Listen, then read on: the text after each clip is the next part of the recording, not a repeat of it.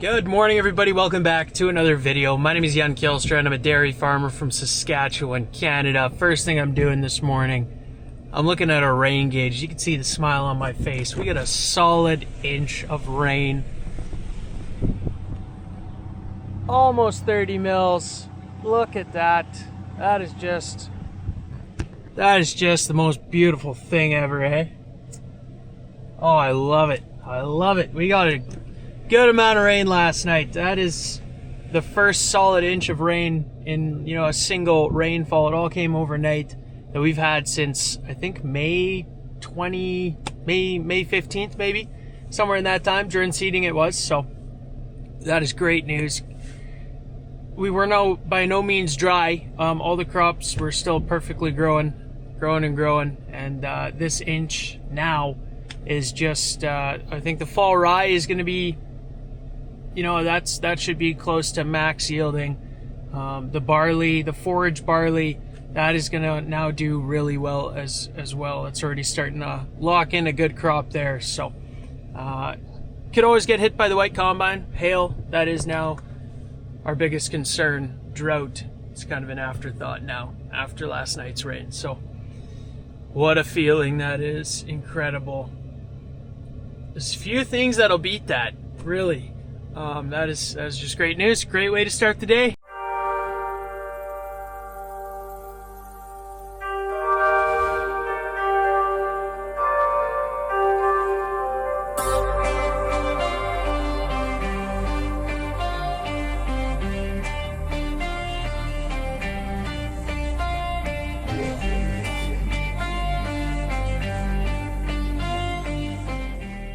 Since we got that inch of rain, we can see how the new yard drainage is working right away.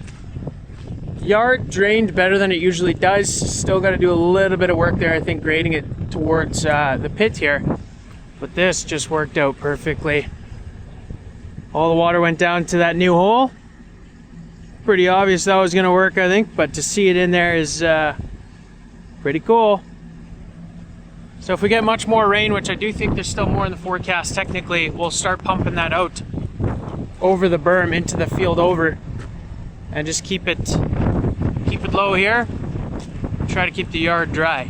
So, all right, we bit of an odd situation here. We had a heifer about 10 days ago. She got her head hung up in the corral, and she was in pretty rough shape. Swollen head. Just couldn't stand anymore. She's kind of always off balance. It almost looked like she pinched a nerve in her spine or in the back of the neck or something from hanging. It's a famous phrase: if there's a way for a heifer to kill itself, it's going to find it. So anyway, she was laying here.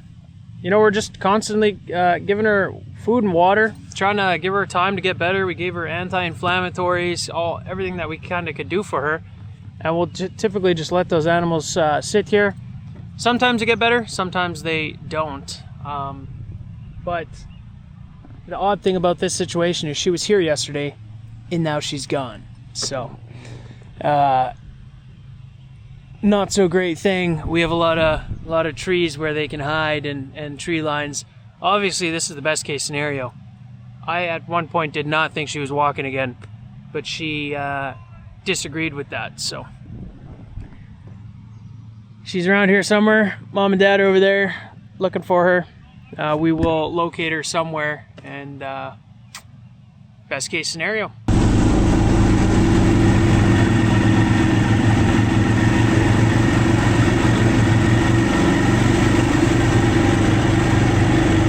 Well, after scouring the tree lines and looking in every other corner, we found her right here in our old chute handling system. So this is where we used to load anything that left the yard. There's a ramp that Dad made probably 20 years ago already. There's two pens here. And this is where Lady is. So you can see she's standing. She don't look too hot, but I promise you guys, she looks better than she did a week ago. Especially now that she can walk around. So I am so blown away that she's walking around and just standing on her own like that. Good for her. Tough lady. Get this gate closed. This is a good spot for her to hang out for a couple days. And then at the rate that she's progressing, she probably will go back in the corral within a week. She should be good enough.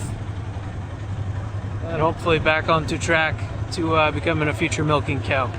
It's the afternoon. We're gonna go put bedding in some of the corrals that need it. We're getting some sunlight poke through and it's super windy, so it's actually drying pretty quick. The yard's drying out. Helped that we had some proper drainage. But you can see spots already drying out, so that's crazy. Hop in the New Holland wheel loader. I don't have to wait for it to warm up because guys just finished feeding, so should be ready to rock.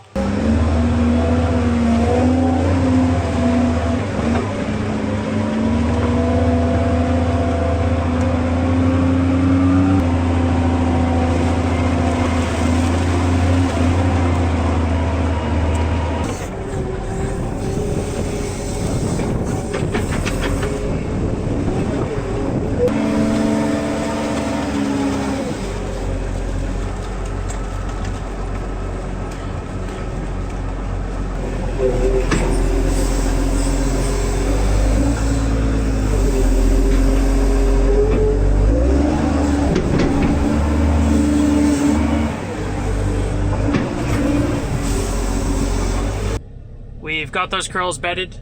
That went pretty good. Sun's shining again. It is warm. It's hot. You start sweating even if you're doing nothing. It's only 21 degrees outside, and the reason it feels so hot is because it's so humid. It's unreal. But that is good.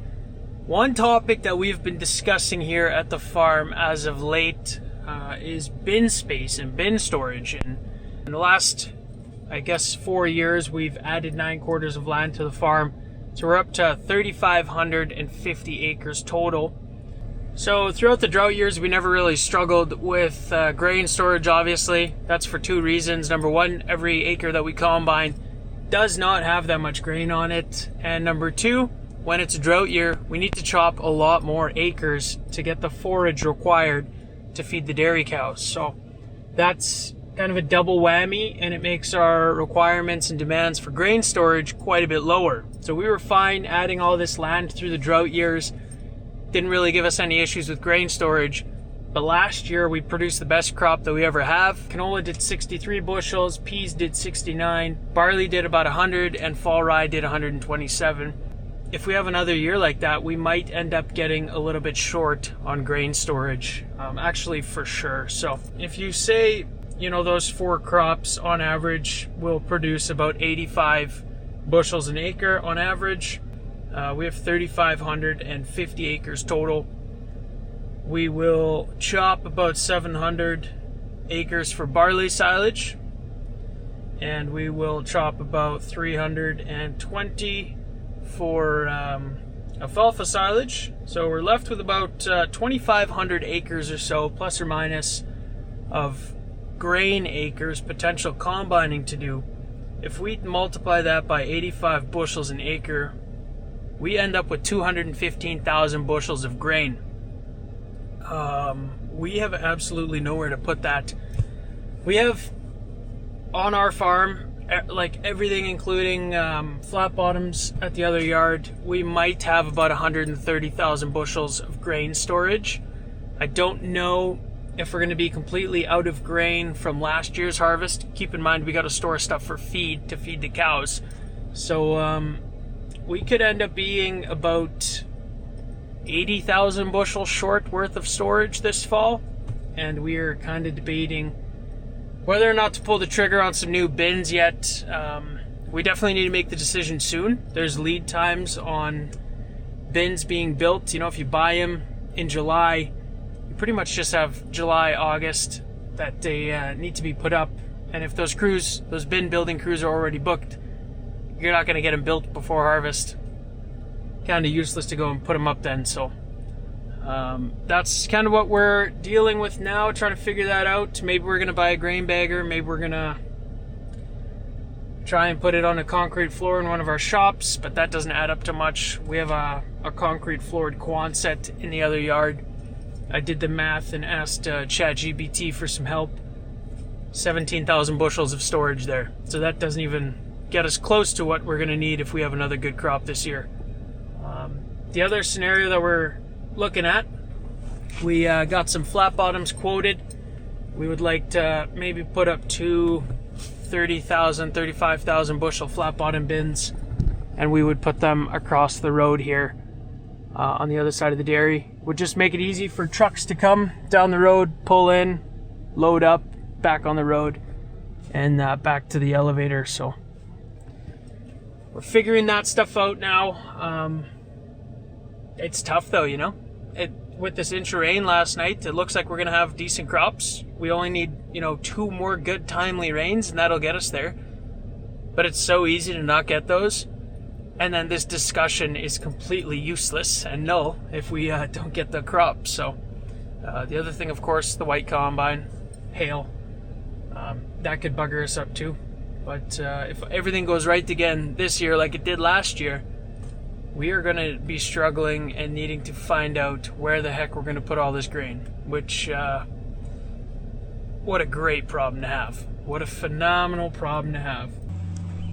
So those flat bottom bins that we're talking about would go right over there, kind of where the bales are sitting.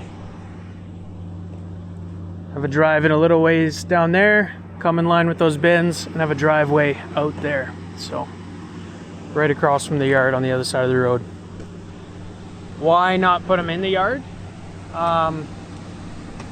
It's maybe a crude thought, but if we were in financial stress someday, this is something you could sell again. If you park it in your yard, you can't really sell them. That's one thing. Also, I think it'd just be easier for loading B trains and moving the grain out of here. Nice, right off of the road. Build some good driveways up and would be pretty sweet.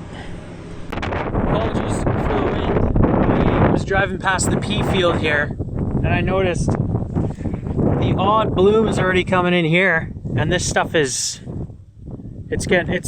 over my knees now, so it's getting close to 2 foot tall already. I cannot believe the rate at which these crops are growing. It's mental. I feel like I was here just a couple days ago looking at this crop and I could still easily walk through it. Now there's absolutely no chance. Just look at the leaves on these plants. It's unreal. It looks unstoppable right now. And just last night, an inch of rain, like unreal. Perfectly consistent too still. Just, I can stand here and look at it all day, you know, it's incredible.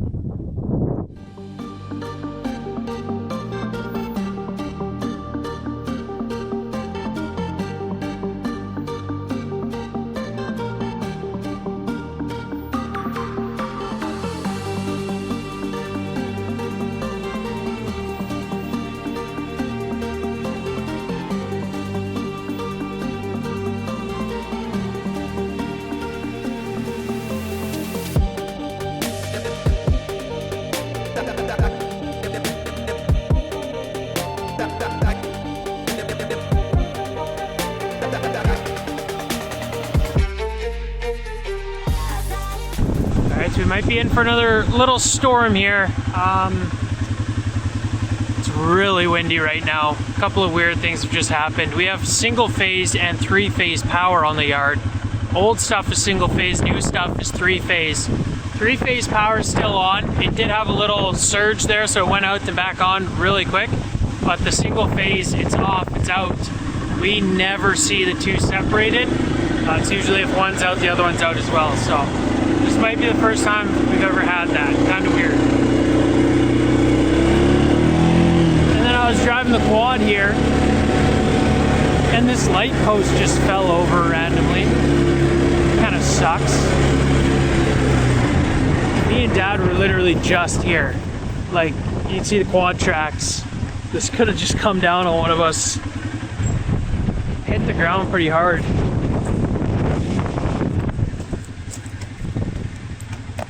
Just rotten. She was old. It's so random. That thing's buggered. This is our single phase generator going here.